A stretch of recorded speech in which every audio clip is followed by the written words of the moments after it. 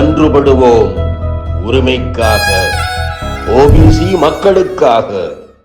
வணக்கம் அன்பார்ந்த தமிழக மக்களே. இப்பொழுது எனது தலைமையில் இயங்கும் ஓபிசி ரைட்ஸ் என்ற இயக்கம் எதற்காக, ஓபிசி என்பது அதர் பேக்வேர்டு கிளாஸஸ் அல்லது கம்யூனிட்டிஸ் என்றும் சொல்லலாம். யார் யார் இந்த பிரிவின் கீழ் வருகிறார்கள் என்றால், முக்குலத்தோர், கொங்கு வேளாளர், யாதவர், முத்தரையர், பார்கவகுல உடையார், வேளாளர், அனைத்து செட்டியார்கள், கம்மவார் நாயுடு தவிர்த்த அனைத்து நாயுடுகள், குழலாளர் போன்ற 256 சமுதாயங்கள் இந்த பிரிவின் கீழ் வருகின்றன.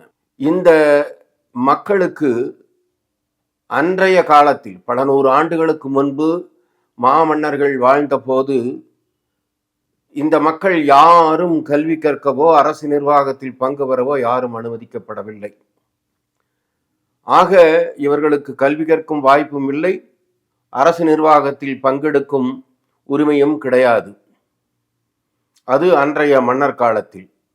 அதன் பின்னர் வந்த பிரிட்டிஷ் ஏகாதிபத்தியின் கீழ் அவர்கள் காலத்திலும் முன்னேறிய சமூகத்தினரான சில அந்தனர் போன்ற சில குறிப்பிட்ட சமுதாயங்களுக்கு மட்டுமே அரசு நிர்வாகத்தில் பங்கு பெறும் உரிமையும் அல்லது அனுமதியும், கல்விகள் ஏனென்றால் அன்றைக்கு இலவச கல்வி நிலையங்கள் கிடையாது. ஒரு குறிப்பிட்ட சாராருக்கு மட்டுமே கல்வி நிலையங்களில் கல்வி பயிலக்கூடிய அளவுக்கு சக்தி இருந்தது.